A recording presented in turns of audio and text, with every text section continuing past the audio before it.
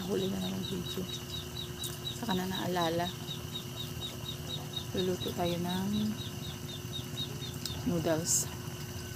Mickey noodles.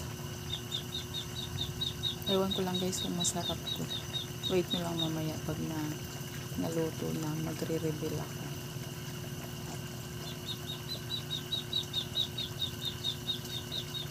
Wala akong magawa eh. Pinagluto na lang para sa aming hapunan. Maglagay din tayo ng konting pampalasa guys. Nalagyan ko na yan ng paminta. Late na kasi ako nag-video, no? Mamaya sabihin ko sa inyo kung masarap ba.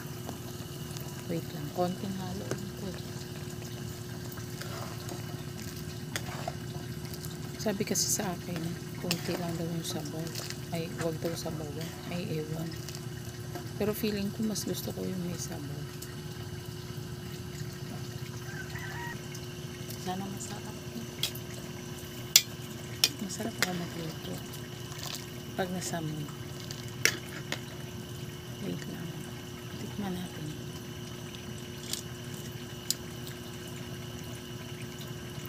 Kasi ako naglalagay ng betchin.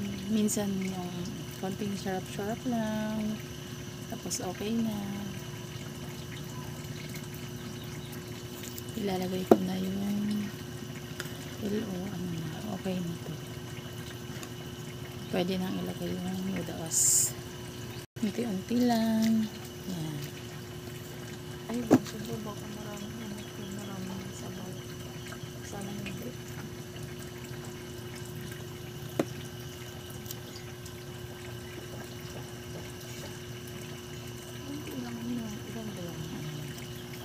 Timbang ng isang dalawang pack yung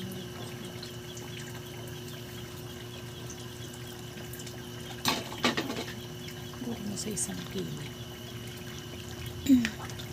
Huwag ko daw sa bawan.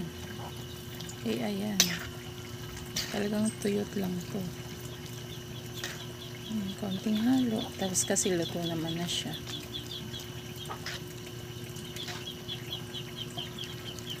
Tapos mamaya titikman natin. Pampasarap yung kamatis na yan guys. Tataka kayo noodles na may kamatis.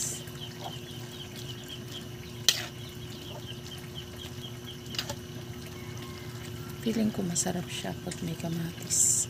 First time kong magluto nito eh.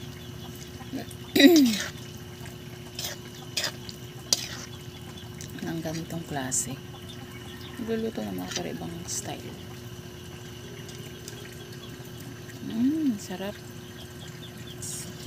Patutuyuin ko lang. Ay, palulutuin ko lang. Ano ba tawag nito? Patutuyuin ko lang ng onte. Tapos hango. Tapos sabay kain na.